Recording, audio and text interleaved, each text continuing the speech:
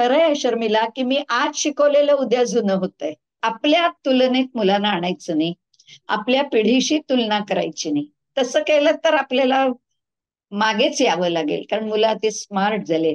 त्यांच्या परिस्थितीत ती कशी आहेत?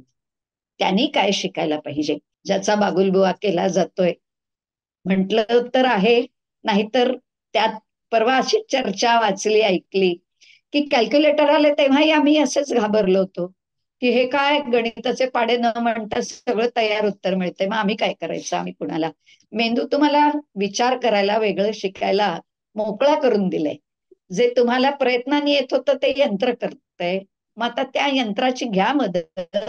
प्रचंड विद्यार्थी संख्येत आपलं स्थान जर उभं करायचं असेल तर काहीतरी धडपड केली पाहिजे, ही समज द्यायला पाहिजे. तर त्यावेळी शिवसेना जोरात होती. त्यांनी लिहिलं होतं, केवळ माझा बटाटे वडा. संस्कृत कशाला शिकायचं, म्हणलं अरे तू रसवंती गृह घातलंस तर संस्कृत नाव दे की एखादं, त्याने पण तुझ्याकडे येतील ग्राहक. इक्षुदंड रस वगैरे असं काहीतरी म्हणायचं. त्या आठवणी म्हणजे माझ्या दृष्टीने गाभुळलेल्या चिंच आहेत, कितीही चोखाव्यात खाव्यात आणि मजा करावी असं मला वाटतं. नमस्कार, मी शर्मिला. मी हिरकणी चॅनलवर तुम्हा सर्वांचं मनापासून खूप खूप स्वागत. सगळ्यात आधी तुम्हा सर्वांचे मनापासून खूप खूप धन्यवाद. तुम्ही चॅनलला देत असलेल्या प्रतिसादाबद्दल, प्रेमाबद्दल, आणि हे प्रेम, हा प्रतिसाद असाच वाढत राहू देत, त्याबद्दल खूप खूप धन्यवाद. आजची जी आपली हिरकणी आहे ती माझ्यासाठी खूपच विशेष अशी आहे. शालेय जीवन हे आपल्या सर्वांसाठी खूप महत्वाचं असतं आणि शालेय जीवनातल्या आठवणी आपण अगदी मोठे झाल्यानंतर सुद्धा, अगदी म्हातारे झाल्यानंतर सुद्धा आपण त्या आठवणी काढत असतो. कारण आपल्या आई वडिलांकडून पण आपण बघितलं असेल की ते त्यांच्या शाळेतल्या गमती जमती, त्यांच्या शिक्षकांच्या गोष्टीही आपल्याला सांगत असतात. शालेय जीवनाची ओढ ही आपल्याला कितीही मोठे झाले तरी असते. आज मी तुमच्या भेटीला घेऊन आलेली आहे त्या माझ्या शिक्षिका आहेत मुंबई अंधेरी येथील परांजपे विद्यालयातील मराठी आणि संस्कृत शिकवणाऱ्या आमच्या शिक्षिका अनुराधा बुवा. नुकताच त्यांचा 75वीचा वाढदिवस झाला आणि त्यासाठी त्यांना शुभेच्छा देण्यासाठी मी फोन केला. नवीन मोबाईल, नवीन टेक्नॉलॉजी आणि ती हाताळताना त्यांनी जो मला सहकार्य केलंय हा व्हिडिओ बनवण्यासाठी, त्यासाठी त्यांना अगदी हॅट्स ऑफ आहे. त्याच्यामुळे तुम्ही हा व्हिडिओ नक्की पहा आणि आजच्या गप्पा तुम्हाला कशा वाटल्या ते आवर्जून सांगा. सगळ्यात आधी बुवाबाई, तुम्ही माझ्या चॅनलवर आलात त्यासाठी तुमचे खूप खूप धन्यवाद. आणि माझाही तुला छान नुकताच तुमचा 75वा वाढदिवस होऊन गेला. त्यासाठी परांजपे विद्यालयाच्या सगळ्या आजी माजी विद्यार्थ्यांकडून तुम्हाला खूप खूप शुभेच्छा आणि खूप छान दीर्घायुष्य, आनंदी निरोगी राहावं अशा आमच्या तुम्हाला शुभेच्छा आहेत. धन्यवाद. सगळ्यांच्या शुभेच्छा फार आवश्यक आहेत या वयात. आज इंटरनेटच्या माध्यमामुळे आपल्याला इतक्या अशा छान गप्पा मारता येणार आहेत हा विचार कधी हो. केला नव्हता, खरं सांगायचं तर. बरोबर. मला सांगा की तुम्ही सध्या कशा आहात आणि तुमचं काय चाललंय? हा, मी 2006ला सेवानिवृत्त झाले आणि त्यालाही आता जवळजवळ 15-20 वर्ष होऊन गेली. तर पार्ल्यालाच असताना एक पौरोहित्याचा वर्ग सुरू केला होता. 2 वर्ष केलंय मी, शिक्षण घेतलं. पण पुढे काही निमित्ताने मी पुण्याला राहायला आले, मुंबई सोडली आणि त्यामुळे पहिले 6 महिने वर्ष जरा पुण्याशी जुळवून घेण्यात गेले आणि मग इथेही हळूहळू रुळले. इथे मी प्रामुख्याने म्हणजे पौरोहित्याचा वर्ग गेली 5-6 वर्ष सुरू केला, म्हणजे मी शिकते. अच्छा. आणि हा, लेलेबाई म्हणून राष्ट्रपती पुरस्कार मिळालेल्या एक आजी आहेत. जवळजवळ त्या 83-84 वयाच्या आहेत आणि उद्यान कार्यालय पुणे तिथल्या थत्ते गुरुजींनी त्यांना पहिल्या स्त्रियांना शिकवण्याचं धाडस केलं आणि त्या पहिल्या तुकडीतल्या ह्या सगळ्या शिष्या आहेत, ज्या आता 20-25 वर्ष शिकवत आहेत. एकदम मला त्या स्वीकारतील असं इतरांना वाटलं नव्हतं, कारण त्या म्हणतात गुरु बदलला की सगळी संथा घेण्याची पद्धत बदलते. मी म्हटलं ठीक आहे, माझी एकदा भेट घडवून आणा, पुढे नाही झालं तरी मला काही वाईट वाटणार नाही. पण त्या म्हणाल्या, बुवाबाई तुमचे उच्चार चांगले आहेत, फक्त थोडंसं आपल्याला अभ्यास करावा लागेल उच्चारावर. म्हटलं ठीक आहे. अशी माझी सुरुवात झाली. आणि पुण्याला इथे पुतणे वगैरे राहत असल्यामुळे थोडी घरची सोबत होती आणि आम्ही दोघच आहोत, त्यामुळे त्यांच्या सोबतीने आम्ही पुणे ओळखीचं करून घेतलं. आणि शाळेत असल्यामुळे ना मला लहान मुलांच्यात रमायची सवय होती, त्यामुळे इथे सगळे पुढे अगं रस्त्यावर ज्येष्ठ नागरिकच दिसायचे. मुंबईची धावपळ, लोकल गाडीला धावणाऱ्या तरुण मंडळी मला काही दिसायचीच नाही. म्हणलं पुणं काय म्हाताऱ्यांचं आहे की काय. पुण्यापासून म्हणाला, काकू सगळे तरुण आहेत ते स्कूटर गाड्या घेऊन फिरतात, तुमच्यासारखे पायी नाही चालत पुण्यात. त्यामुळे मजा आली जरा. आणि आता मात्र मी झाले म्हणायला हरकत नाही पुणेकर. अरे वा. हा. मला सांगा बाई, ऍक्च्युली तुमचा आता हा. 75वा वाढदिवस झाला. म्हणजे होय. तुमचा जन्म स्वातंत्र्य मिळाल्यानंतर अगदी अवघ्या 2 वर्षातच झाला म्हणायचा. तर मग हो, 1948, 1 वर्षात. हा, मग त्यावेळेच 1 वर्षात. त्यावेळेचं शिक्षण हा. कसं होतं? म्हणजे इंग्रजी शाळेचा पगडा होता की कशा पद्धतीचं शिक्षण झालं तुमचं शालेय शिक्षण? हम्म, मी आता माझ्या वेळेचं सांगते, किती बदल आहे हे तुम्हाला माझ्यापेक्षा जास्त लवकर कळेल. हो. काय होतं, स्वातंत्र्य मिळालेल्या एका नशेत सगळी मंडळी होती आणि हातात स्वातंत्र्य आलं म्हणजे आपण आता आपले मालक झालो. यात त्यांनी शिक्षण खात्यात सुद्धा भराभर नवीन बदल आणले. अच्छा. इंग्रजी हटाव या मोहिमेत मी शिकले. ओ. इंग्रजी हटाव म्हणजे काय, माझे वडील वगैरे सगळे इंग्रजी माध्यमातून शिकलेले आहेत. त्यावेळच्या शाळा म्हणजे माझे वडील तर धारवाड हुबळी, मी कर्नाटकातली आहे, माझा जन्मही धारवाडचा आहे. पण तिकडे शिकताना सगळ्यांचं शिक्षण इंग्लिश माध्यमातून व्हायचं. पण हे एकदम आता मातृभाषेचं प्रेम. गंमत अशी झाली, फार कमी वेळात त्यांना एकदम मोठे बदल अपेक्षित असावेत सरकारला, आणि त्यामुळे एकदम त्यांनी शाळेतनं इंग्रजी विषय काढून टाकला. आणि त्यामुळे जे कोणी 5वी-6वीत शिकत होते ते सगळे इंग्रजी हटाव मोहिमेतले. म्हणजे मी परवाही कधीतरी एका मुलाखतीत सांगितलं की माझ्या इंग्रजी शिक्षणाला सुरुवात इयत्ता 8वीच्या ऑगस्ट-सप्टेंबर नंतर झाली. अरे बाप. माझ्या वडिलांची त्यावेळी विजापूरला बदली, पोस्टात ते नोकरीला होते, त्यामुळे माझ्या खूप शाळा झाल्यात. जन्म धारवाड, चिकोडी, बेळगाव, कर्नाटकात 4थीपर्यंत. मग पुण्याला मॉडर्न हायस्कूलला 1 वर्ष 5वीला मी होते. मग बडोद्याला 2 वर्ष होते. विजापूरला गेलो, पण तिथून पुन्हा आमची लगेच बदली झाल्यामुळे मग मात्र माझ्या आजीने आम्हाला त्यांच्या बरोबर राहायचं नक्की केलं. वडील फिरत राहिले आणि तेव्हापासून माझं मग 8वी नंतरचं शिक्षण बोरिवलीच्या शाळेत झालं, श्रीकृष्ण हायस्कूल. आता ती चोगले हायस्कूल म्हणून नावाजलेली आहे. आता 8वीला इंग्रजी मी विजापूरहून ऑगस्ट-सप्टेंबरला मुंबईत आले. तोपर्यंत बऱ्याच मुलांचं शिक्षण पुढे गेलं होतं, 2-3 महिने शाळा सुरू झालेली आहेत. मी अगदी गमतीने म्हणते, तसं एबीसीडी मी रांगोळी काढल्यासारखं लिहून आणायची फळ्यावरचं. आणि घरी भावाने वगैरे जरी म्हटलं तरी शाळेतलं शिक्षण खरं. त्यामुळे ती थोडी इंग्रजीची भीती आमच्या मनात, आमच्या पिढीच्याच म्हणा, थोडी राहिलेली आहे. पण आता मी कधी पत्र लिहिते, वाचते, या सगळ्यांचे व्यवहार बघते, तेव्हा वाटतं आपलं काही इंग्रजी फारसं वाईट नाहीये. आम्ही आम्ही कमी कुठे पडलो व्यावहारिक इंग्रजीला. म्हणजे आम्हाला 4 फळांची नावं माहित नाहीत. कुत्रा भुबू कसा ओरडतो हे मला इंग्रजीत सांगता येणार नाही. रोजच्या व्यवहारातले शब्द आम्हाला येत नाहीत. पण व्याकरण म्हणा, हे भाषेची एकूणच रचना म्हणा, फारसं आमचं चुकत असावं असं वाटत नाही. आणि दुसरी मजा ही, मुंबई विद्यापीठात आम्ही जे शिक्षण घेतलं, माझा विषय मराठी आणि संस्कृत होता, मुंबई विद्यापीठाला ग्रॅज्युएशनला जर भाषा घेतल्या तर 2 भाषा घ्याव्याच लागायच्या. पूर्ण मराठी किंवा असं नव्हतं. अच्छा. आणि जे मी म्हणजे 1000 मार्काची परीक्षा होती BA ची. तर 1000? त्यात 600 मार्क, 6 पेपर मराठीचे, 2 मार्क, 2 पेपर संस्कृतचे आणि 2 पेपर इंग्रजीचे. अच्छा.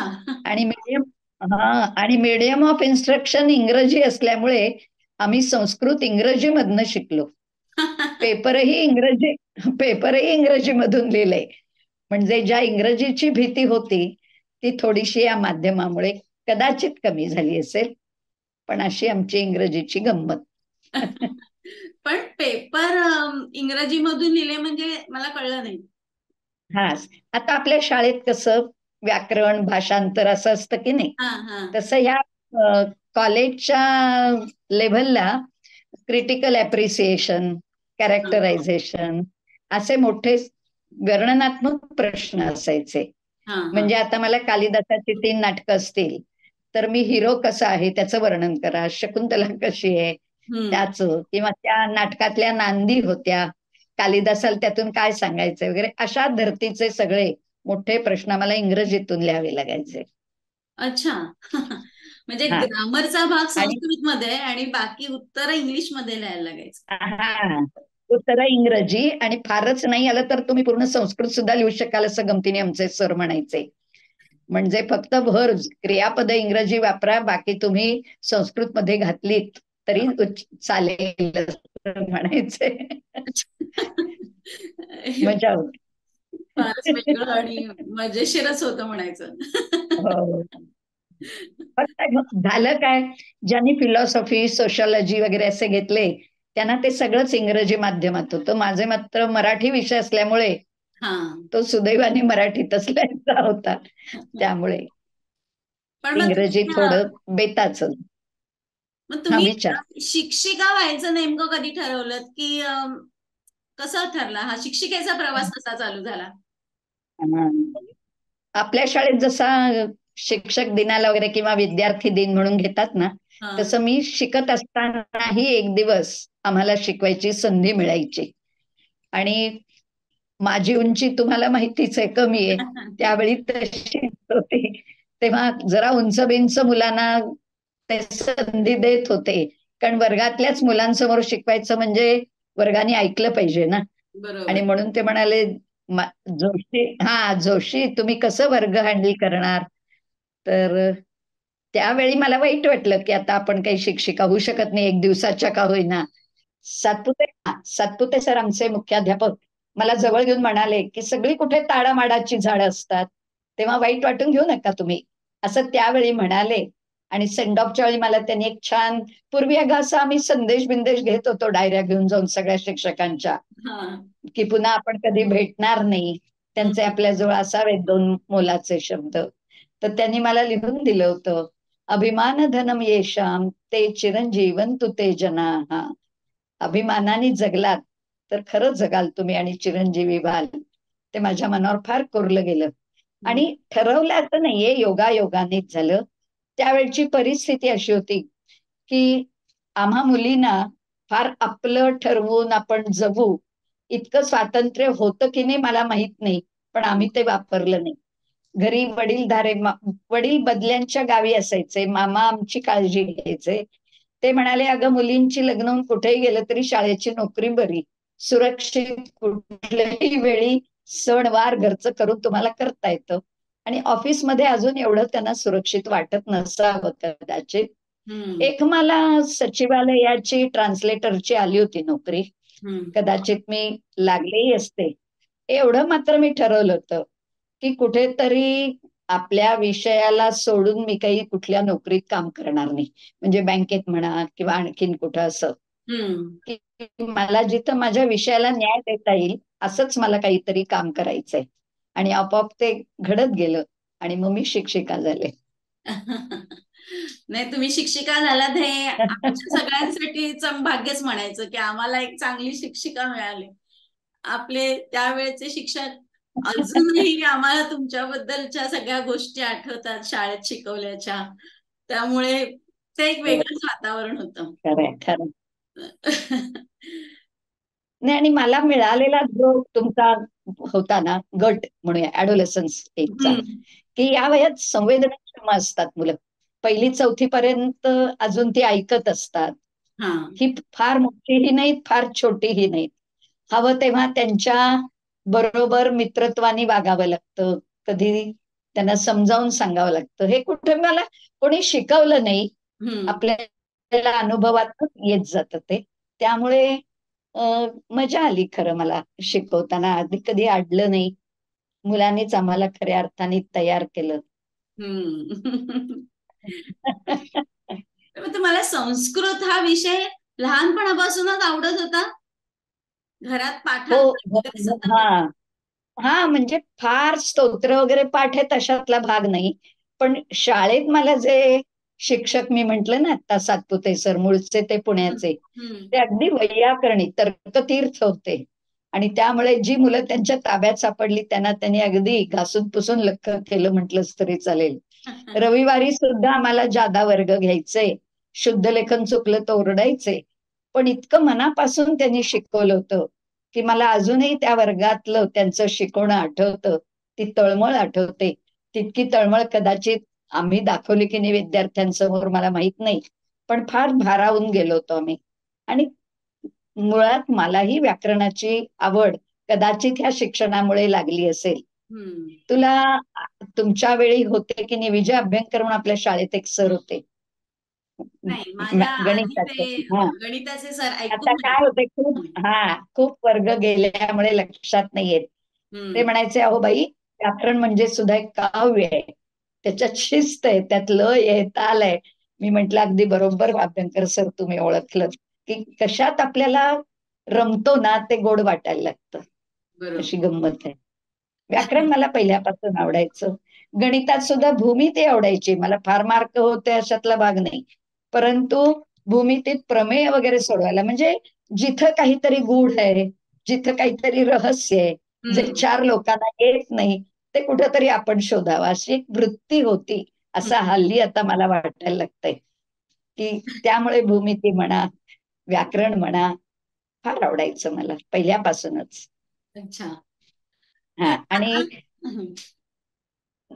कॉलेजला सुद्धा MA ला वगैरे असताना जे आम्हाला 5-6 पेपर होते, त्यात फोनेटिक्स म्हणजे उच्चारांचा शास्त्र, हम्म.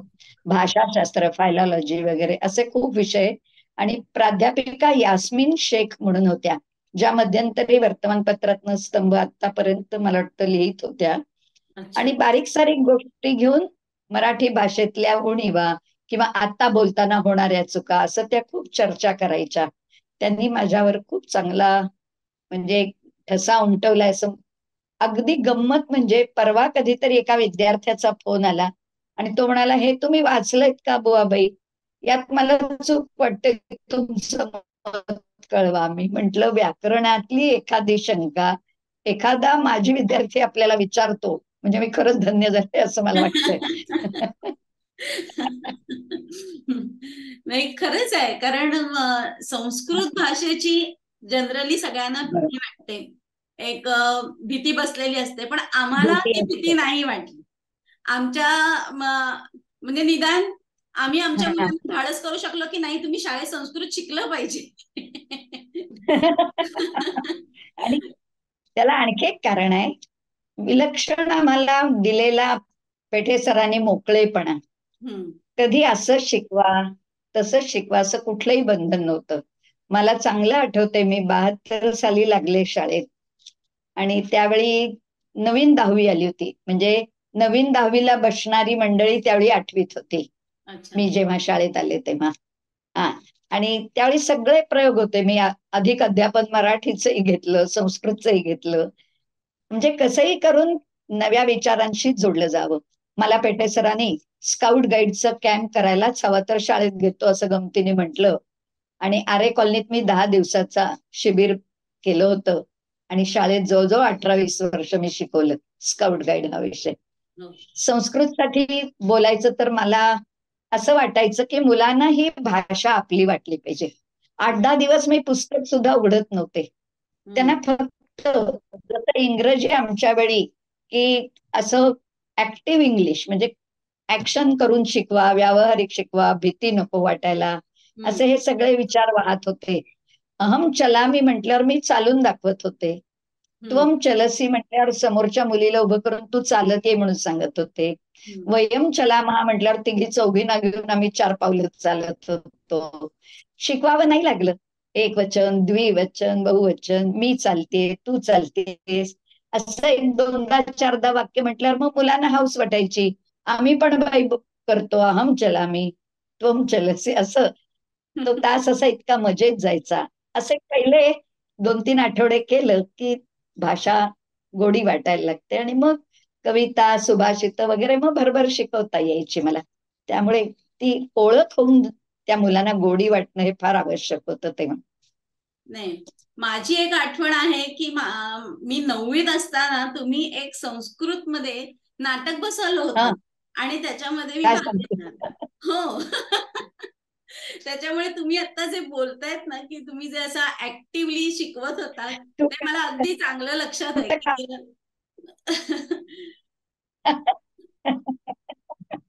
बर बर. काय असतं, मुलांना वाव दिला ना की आपोआप ती भाषा त्यांना जवळ वाटते. मी एकटेच शिकवत राहिलेच ते फळ्यावर लिहून तर तो एक हम्म. कंटाळवाणेपणा आला असता. कुठेही मी पाहिलंय 8वी-9वीची मुलं अतिशय उत्साही असतात. त्यांना जरा हातात खडू दिला की बरं वाटतं. आणि मग फळ्या, इवन मला असं मराठी शिकवतानाही वाटायचं काही धडे बघ फार वाचले की कळून जायचे, फार त्यात समजावण्यासारखं काही असायचं असं नाही. मग मुलांची चुळबुळ सुरू व्हायची, बाई काय आता नवीन शिकवणार, पहिलं वाचल्यावरच कळलंय. हुशार मुलांना तर हे फार वाटतं आपल्याला तर कळलंय आता जाऊ. मग कुठेतरी एक कुरबुरी सुरू व्हायच्या, त्यांचं काय काय तरी सुरू असायचे प्रयत्न. मी चटकन माझं बदलायची, त्यालाच उठवायची आणि म्हणायची आता हा धडा तू शिकव, मी तुझ्या बेंचवर बसते. आता मजा यायची की तुला कळलंय तर कर ना, मग शिकवायला काय हरकत आहे, म्हणजे ही शिक्षा नव्हे, हा हम्म. तुला मी एक संधीचा भाग आहे, तुला येतंय, तुला व्यक्त करता येतंय. आणि काही मुलं खरंच खूप सुंदर शिकवायची. आणि मग त्यांना तेवढा जरा वाव मिळाला ना की मग त्यांची मस्ती आपापसातली खोड्या करणं कमी व्हायचं, की बाई केव्हाही आपल्याला उठवून तिथं उभं करतील आणि बरोबर. शिकवायला लावतील. अगदी बरोबर आहे. त्यामुळे तुमचा आणि तास फार ज्यांना मनोरंजक असायचा. म्हणजे आणि खरं ते गिव्ह अँड टेक. आता त्याची नावं मोठी मोठी आम्ही घेतो, पण ते आमच्याही नकळत आम्ही शिकवत होतो असं मला वाटतंय.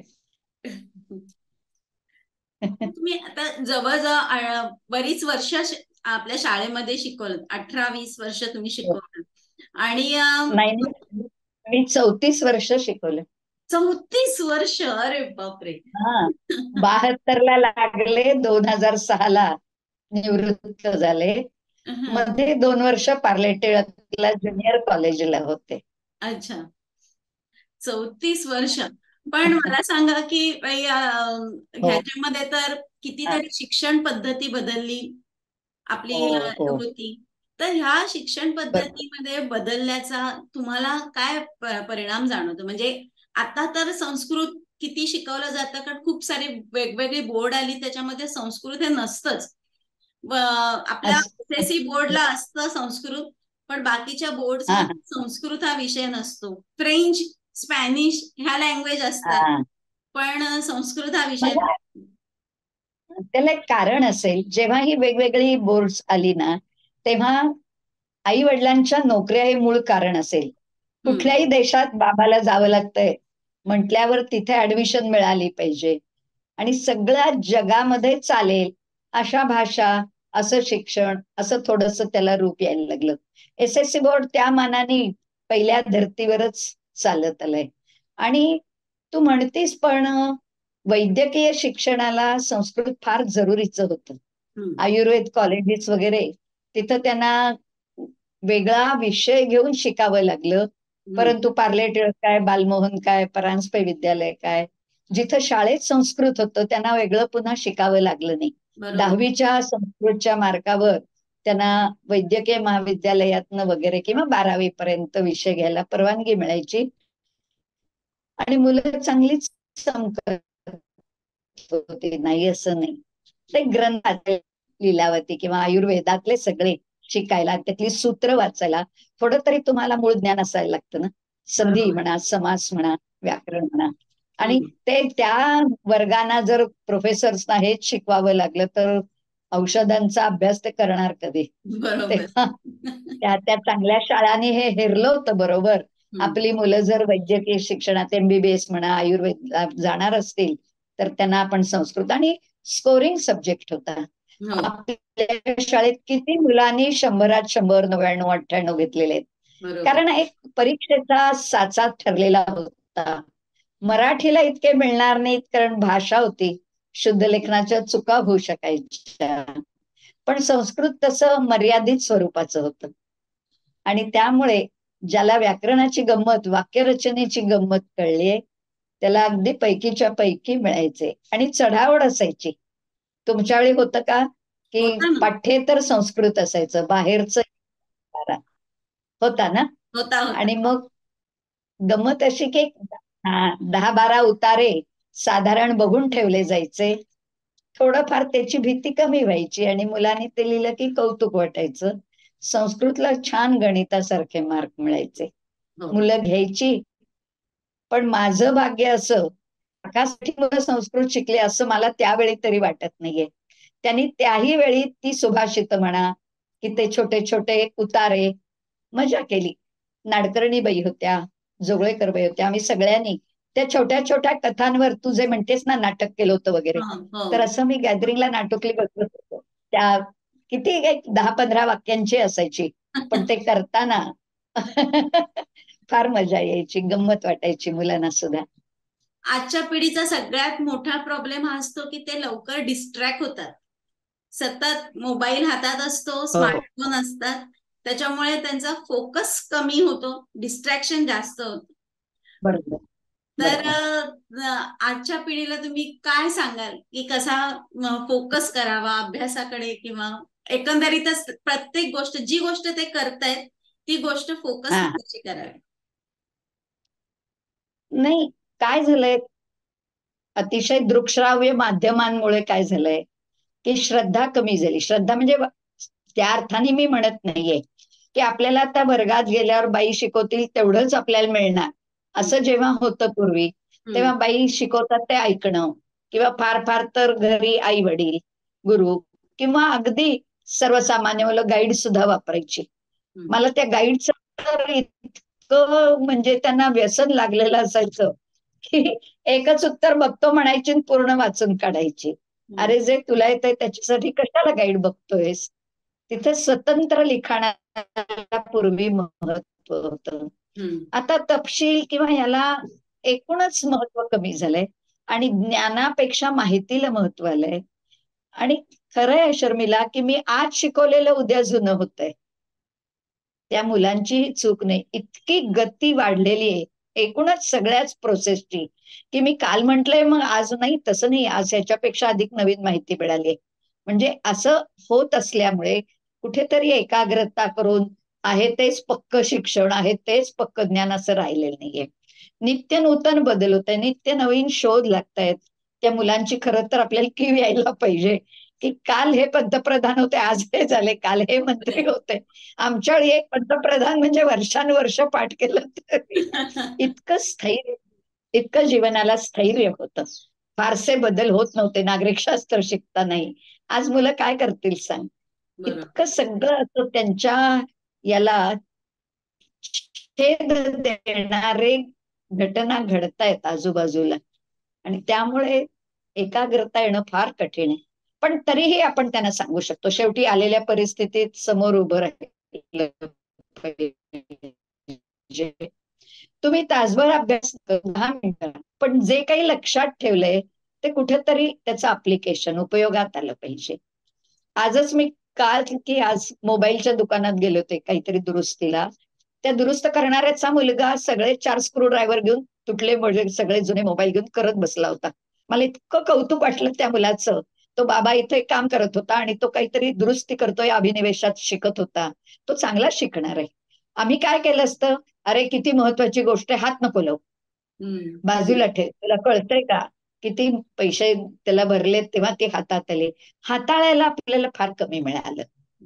आम्ही कुठेही सायन्सचे प्रयोग करताना वगैरे ते काचेचा चंबू, ते अमुक तमुक असं सांभाळून सांभाळून सगळ्याच ठिकाणी आपण सांभाळूनच, आम्ही तरी निदान, आमच्यापेक्षा तुम्ही जरा पुढारलेले आहात, की कुठल्याही गोष्टीला हात लावायची म्हणजे भीती हा एक वळसा घेऊनच आम्ही शिकत होतो.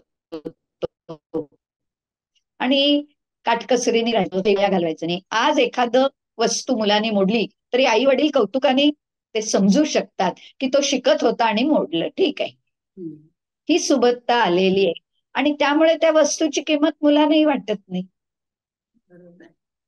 एक विनोदाने उदाहरण तुलाही माहिती असेल, मुलगा म्हणतो की बाबा मला अमुक एक घेऊन द्या, तो म्हणत असेल पप्पा वगैरे, तर हा अगदी सांगायला जातो बाबा त्याचा, अरे आम्ही एक शर्ट पॅन्ट घालून जात होतो शाळेत, दिवाळी दसऱ्याशिवाय मिळत नव्हतं, आता तुला त्याची किंमत नाही. ते म्हणाल, तो काय म्हणावा मुलगा, तुमचे बाबा गरीब होते, माझे बाबा कुठे गरीब आहेत.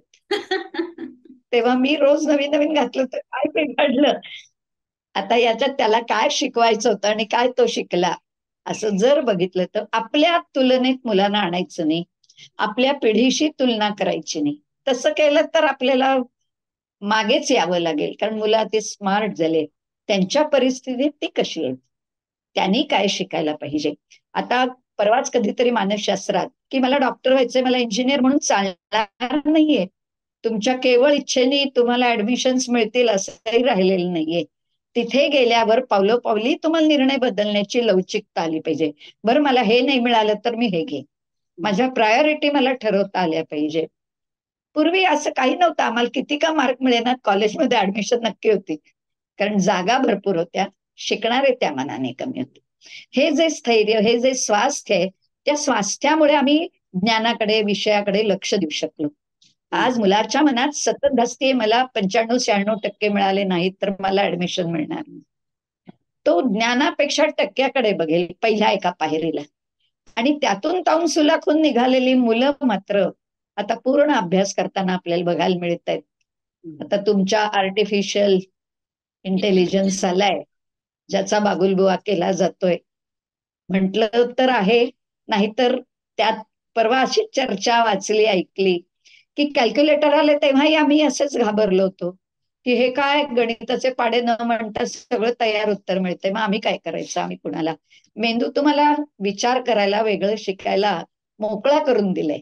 जे तुम्हाला प्रयत्नाने येत होतं ते यंत्र करतंय, मग आता त्या यंत्राची घ्या मदत, आणि जे यंत्राला जमत ते करायचा प्रयत्न करा.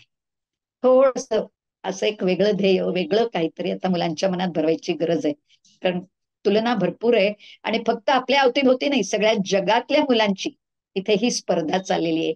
आणि मग काही वेळा मात्र मला वाटतं की परदेशात असं म्हणतात, मी काही गेले नाही, पाहिलं नाहीये, की तिथं मुलांना आपल्या इतकी मागे लागत नाहीत, शिक्षणाच्या मागे रेटा लावत नाहीत, त्यांना हवं ते शिकतात, करतात, एकूण त्यांच्या एकूण परिस्थितीला अनुसार होत. पण आता आपल्याला या प्रचंड लोकशाहीत, प्रचंड विद्यार्थी संख्येत आपलं स्थान जर उभं करायचं असेल तर काहीतरी धडपड केली पाहिजे, ही समज द्यायला पाहिजे. ती एकाग्र होतील नक्की, त्यांना कळलं पाहिजे की मी कशासाठी अभ्यास करतोय. माझे एक मामा फार म्हणजे इंजिनिअरिंगला प्रोफेसर आहेत, सुरेश आठवले म्हणून, ते म्हणाले पहिल्यांदा तुम्ही आमिष दाखवता ती बंद करा. अर्थात त्यांचं योग्य आहे की नाही मला माहित नाही, की तू पहिला नंबर आलास की मी सायकल घेऊन देईन, तू अमुक केलं, ती सायकल मिळवायची म्हणून ते पोर अभ्यास करतं, अभ्यास करायचा म्हणून करत. तेव्हा म्हणाले 8वी-9वीत आल्यावर एकदा त्यांना समज द्या, हे बघ मुला, तू आमच्यावर काही उपकार करत नाहीयेस, तुला शिकायचंय, मोठं व्हायचंय म्हणून आम्ही मार्ग फक्त दाखवतोय, हे करायलाच हवं, याला काही पर्याय नाही. आरामात विद्यार्थीचे कुतच सुखम, तुम्हाला विद्यार्थी व्हायचंय तर सुख कसं मिळेल, सुखार्थीचे कुठं विद्या, सुखार्थी राहायचं असेल तर मग विद्येचा नाद सोडा. ही समज, ही जाणीव एकदा जर करून दिली, कोणी म्हणा, शिक्षकांनी म्हणा, त्यांचे कोण गॉडफादर असतील, आई वडील असतील, आणि ही समज एकदा आली ना, की मला खूप विश्वास आहे की मुलं चांगलं काम करतील. छान सांगितलं तुम्ही, कारण जनरली मागच्या पिढीतली लोक ही आजच्या मुलांना नावं ठेवताना दिसतात पण नाही तुम्ही नाही नको. आजच्या मुलांना खूप छान पद्धतीने विश्लेषण केलं, ओळखलंय त्यांना. खूप हुशार मुलं असतात आणि त्यांच्या डिस्ट्रॅक्शनचं कारणही तुमच्या खूप छान लक्षात आलंय ते. लक्षात आलंय. कारण बरोबर आहे, त्यांच्या भूमिकेत तुम्ही शिरलं पाहिजे. आम्ही जेव्हा नवीन नवीन बीएड होऊन आलो वर्गात, कुठली कविता शिकवायची म्हणजे जेवढं काही मी शिकलंय वाचलंय सगळं मुलांना ओतून द्यायचं आणि सांगायचं. म्हणजे आम्हाला वाटायचं आम्ही खूप छान शिकवलं. पण बीएडला असं म्हणायचंय, तुम्ही काय शिकलायत ते शिकवायचं नाहीये, मुलं कुठे आहेत त्या पायरीपासून त्यांना उंच उंच आणायचंय. हा. त्यामुळे तुम्ही शिकलेलं सगळं त्यांना सांगावं अशी अपेक्षा नाहीये. हे आता मुलांमुळे, अनुभवामुळे आम्ही खरे घडतो. आता हम्म. बीएड होऊनही किती 53-55 वर्ष होऊन गेली. पण मला काही काही हा शिक्षणाची आवड खरंच होती. म्हणजे तंत्र म्हणून खूप जणांना आठवली, काय बीएड झालं तर आम्ही शिक्षक का, आधी येत नाही का? येत असतं, पण तुम्हाला एक वळण लागतं. अभ्यास केल्याशिवाय अशी कुठलीही प्रक्रिया, प्रोसेस ठरत नसतात. तेही आता आपल्या शाळेत सांख्यिकी घेतली जायची. म्हणजे ह्या कॅटेगरीतली मुलं किती पास झाली, ती महिला किती पास झाली, 6 महिला. शिक्षक म्हणायचे, काय आकडे भरायचे बाई, किती रजिस्टर भरायची. मी म्हंटल की 30% पास झाली होती, आता पुढच्या परीक्षेत 35% पास झाली. म्हणजे नापासातले 5% तुम्ही कमी दाखवा, हिशोब 100ला जुळला पाहिजे. सांख्यिकी आहे, गणित आहे. आणि तुमच्या या सगळ्या संशोधनावर सरकार तिथे बसून प्लॅनिंग करणार आहे. तुम्हाला हे काहीतरी वाटलं तरी तुमचे आकडे शाळांचे जाणार आहेत आणि त्याच्यावर न ठरणार आहे किती टक्के मुलं शिकू शकतायत किंवा नाही. तेव्हा तुम्ही गांभीर्यानेच हे सगळं केलं पाहिजे, असं मी नेहमी माझ्या बरोबरच्या शिक्षकांना, ज्युनियर जे होते त्यांना सांगायची. की अच्छा. करायचं काम ते प्रामाणिकपणे करायचं, काहीतरी टाकणं टाकल्यासारखं नाही. आणि हम्म. मुलांवर आपली श्रद्धा असली ना, की जीव तोडून आपण करतो कसंही. आपल्या शाळेची एक ट्रिप गेली होती, कुठे, गुजरात. आणि हो. परवाच जुन्नरकर सरांचं, मला वाटतं झूमवरच मी ऐकलं की काय, मीटवर ऐकलं, परदेशात ते गेलेत. ते म्हणाले त्या बसला, वादळात अडकलेल्या बसमधल्या मुलांना सुखरूप आणेपर्यंत आम्हाला जीवात जीव नव्हता. वर तर दाखवत होतो काही घडलं नाही असं. हम्म. मग हे जे मातृहृदय शिक्षकाकडे असावं लागतं ना, त्यांनी सगळं साध्य होतं. ती भावना असली पाहिजे. आपण कुठली नोकरी करतो तिथे मनापासून केलं पाहिजे. बरोबर. दुसरी एक आजकाल एक समस्या दिसते सगळ्यांना, ती म्हणजे थोडीशी शिस्त, डिसिप्लिन. हा, कारण बरोबर.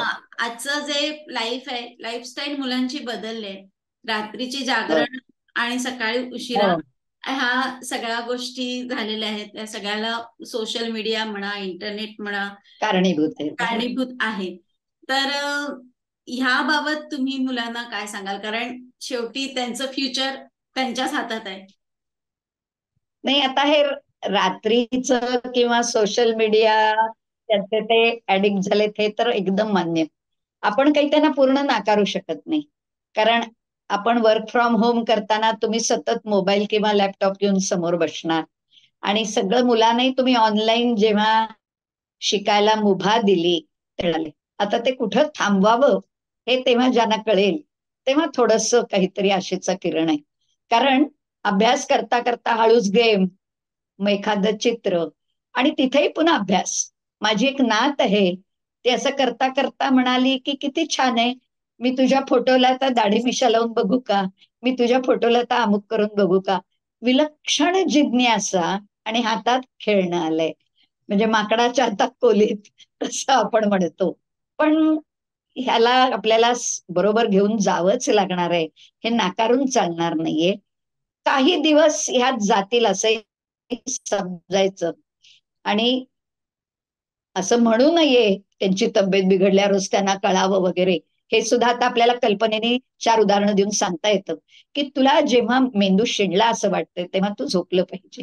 हम्म. आणि असंही म्हणता येतं, याच्या आहारी जाण्यापेक्षा तुझ्या हातात आहे, तू बटन दाबलं की पुन्हा तो कार्यक्रम जर तुला रिपीटेड मध्ये बघायला मिळणार असेल, तर का नाही तू तुझी दिनचर्या बरोबर बसवून घे, की तुझ्या खेळाच्या वेळी तू एखादा मोबाईल मधला गेम खेळ, तुझ्या खायच्या वेळी त्याच्याकडे दुर्लक्ष कर. असं थोडं त्यांच्या गतीने त्यांना समजावून देऊन, थोडं त्यांच्या हातात देऊन, की शेवटी आपण काय करणार आहोत. आमच्याच वेळी पूर्वी अगं म्हणत होते, माणूस कसा दिसेल, तर हे एवढं आपला चेहरा आणि हातापायाच्या काड्या. का तर म्हणे त्याचा उपयोगच तुम्ही करणार नाही आणि असं रूप तुम्हाला बघायला मिळेल. पण अजून तरी आमच्या पिढीने हे पाहिलेलं नाहीये. ही गती खूप मंद आहे. स्वाभाविक आई वडिलांना वाईट वाटणं, पण आपल्याला त्याच्या सामोरं जावंच लागणार आहे आणि ते करावंच लागणार. बघ आता मुलांना किती जणांना चष्मे आहेत, त्याला इलाजच नाहीये. आणि ते आनंदाने त्यात सुद्धा रंगीबेरंगी चष्मे घालून, म्हणजे त्यांना वाईट नाही वाटत आहे. आपल्याला वाईट वाटतं, कारण आपल्याला डोळ्याची किंमत, दृष्टीची किंमत कळते. हा जनरेशन गॅप आहे. त्यांना कळेपर्यंत वेळ निघून जायला नको म्हणून आपलं आतडं तुटतं, बाकी काही नाही. सांगून बघायचं खरंच.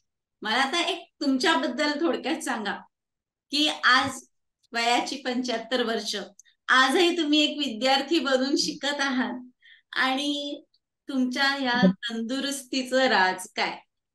हो, हा, तंदुरुस्ती तुला दिसतीये, पण मला थोडा गेली 30-40 वर्ष घास अडकण्याचा त्रास आहे, सॉलिंग प्रॉब्लेम. आणि एका वेळी एकदम खाता येत नाही. म्हणजे शाळेतल्या माझ्या मैत्रिणींना माहिती होतं, पेठे सरांनाही माहित होतं. त्यामुळे त्यांनी खूप सांभाळून घेतलं मला. मला जेवायला फार वेळ लागतो किंवा एका वेळी मी जास्त खाऊ शकत नाही.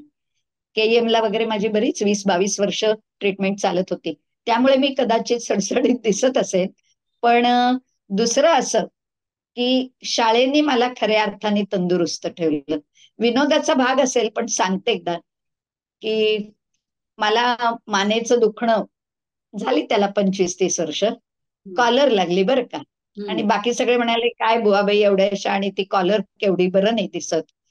पण मग मी पेठे सरांना म्हटलं, सर मी रजा घेऊ का महिनाभर, तोपर्यंत लावून फिरते बरे. नको म्हणाले, कशाला, ताठ मानेने शिकवा.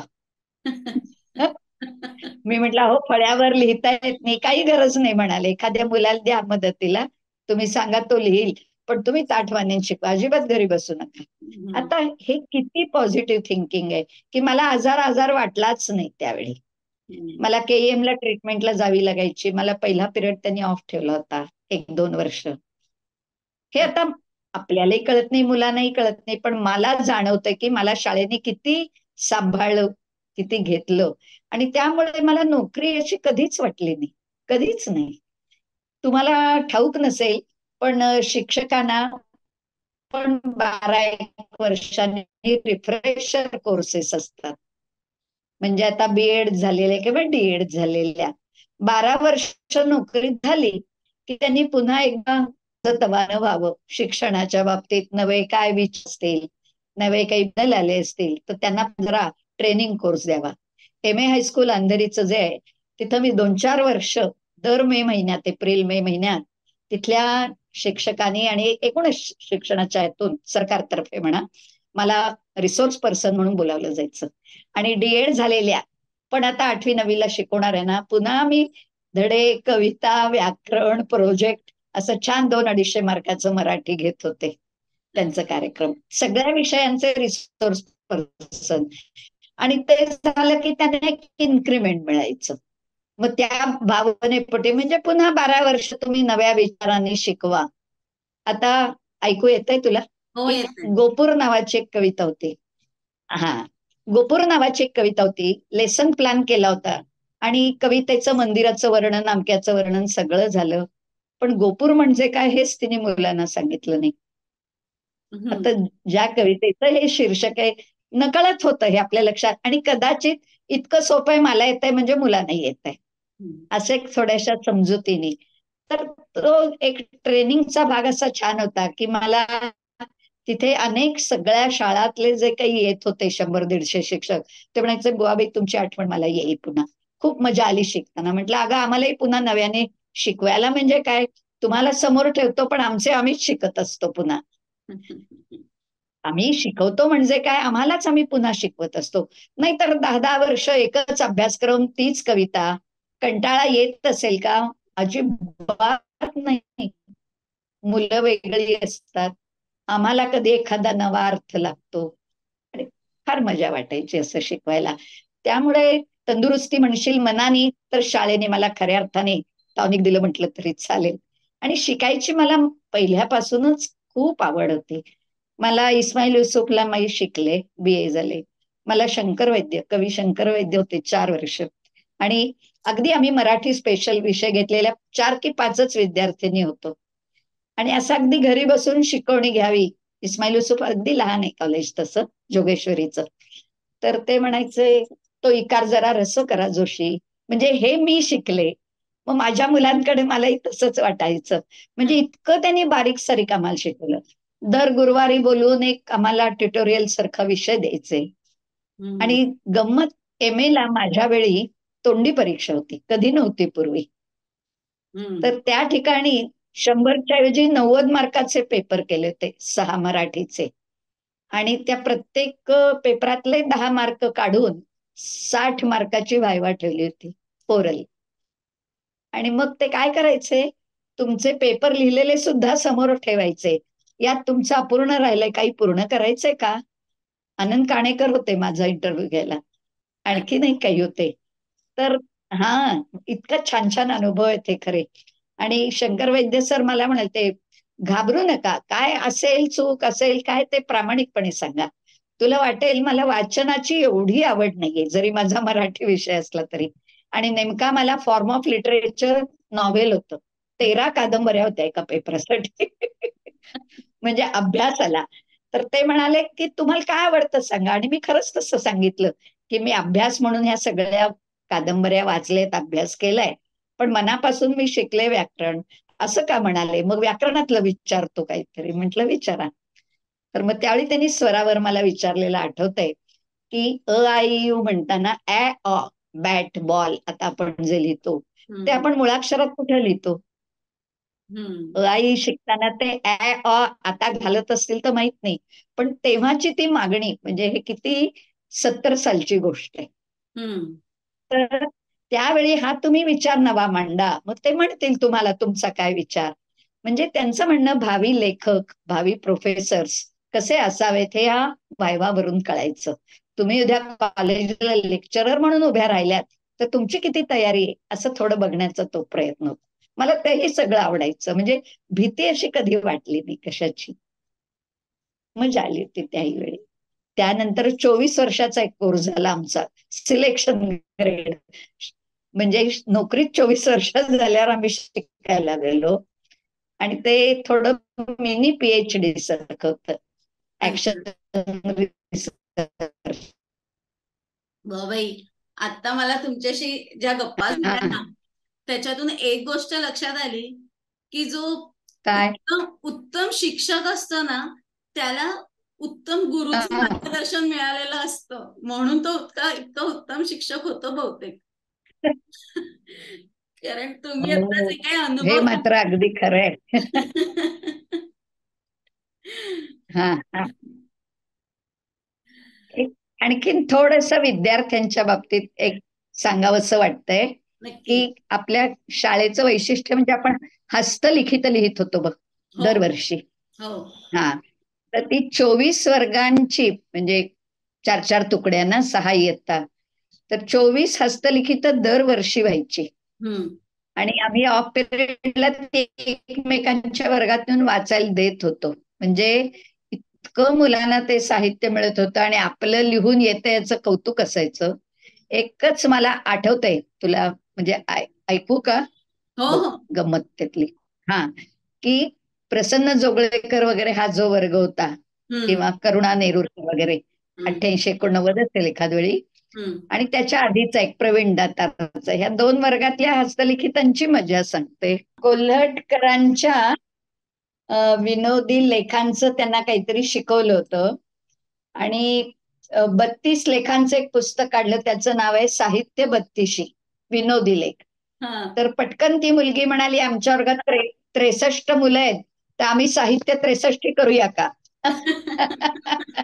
तर त्या 63 मुलांनी एक एक एक एक म्हणजे लिहिल्या कविता वगैरे. आणि तिचं म्हणजे कसे संपादक नवे तयार होत असतील किंवा लेखक, ह्याची गंमत मला, म्हणजे कळीचं फुल कसं होत असेल. तर हम्म. त्या मुलीनी मुखपृष्ठावर एक कमळाचं फुल काढलं होतं. आणि म्हणाली, बाई मोजून बघा, मी 63 पाकळ्या काढलेत, प्रत्येक विद्यार्थ्याला धरला याच्यात. असा आमचा हा वर्ग आहे. म्हटलं किती ग गोड बाई तू. असं हस्तलिखिताला विनोद, त्यांच्या एकाला विडंबन कविता करायचा ध्यास होता, विलास तटकरे नावाचा मुलगा. हम्म. तर पेठे सरांनी ते आवडायचं. मी वर्गात वार्षिक परीक्षेचा निकाल द्यायला गेले होते आणि तोपर्यंत म्हणाला, बाई मी मधल्या काळात 1-2 कविता केल्या. तर म्हटलं तुझ्या आधी वाचते मग रिझल्ट देते. तर त्यावेळी त्यांनी वसंत बापटांची केवळ माझा सह्य कडा अशी एक कविता आहे. हम्म. भव्य हिमालय तुमचा आमचा केवळ माझा सह्य कडा. तर त्यावेळी शिवसेना जोरात होती. त्यांनी लिहिलं होतं केवळ माझा बटाटे वडा. इतकी सुंदर होती. 4-5 कडव्यांची त्यांनी केली होती. पेठे सरही फिरताना त्यांनी ऐकली बहुधा. म्हटलं सर सगळ्यांना आधी ती कविता ऐकवते मग रिझल्ट देते. म्हणजे ही मुलं खरी जगत होती, मजा करत होती असं मला वाटतं. आज मोठे लेखक होतील, विचारवंत होतील, तर बाळाचे पायात आम्हाला तेव्हाच दिसले होते असं म्हणायला हरकत नाही. या सगळ्या प्रकल्पांच्यामुळे मुलं मोठी झाली, छान झाली सगळी तयार. आणि हे प्रमाण कमी असेल नाही असं नाही. 200-250 मुलात जरी 5-10 मुलं चमकली तरी बाकीचेही चांगली होती. 4 तुकडीतला एक मुलगा संस्कृत कशाला शिकायचं म्हणलं, अरे तू रसवंती गृह घातलंस तर संस्कृत नाव दे की एखादं, त्याने पण तुझ्याकडे येतील ग्राहक. इक्षुदंड रस वगैरे असं काहीतरी म्हणायचं की म्हटलं लगेच नवीन दुकान म्हणून येतील बघ तुझ्या दुकान. म्हणजे तुम्हालाही संस्कृतची गरज आहे असं मी त्यांना पटवून द्यायची. मजा यायची तासांना.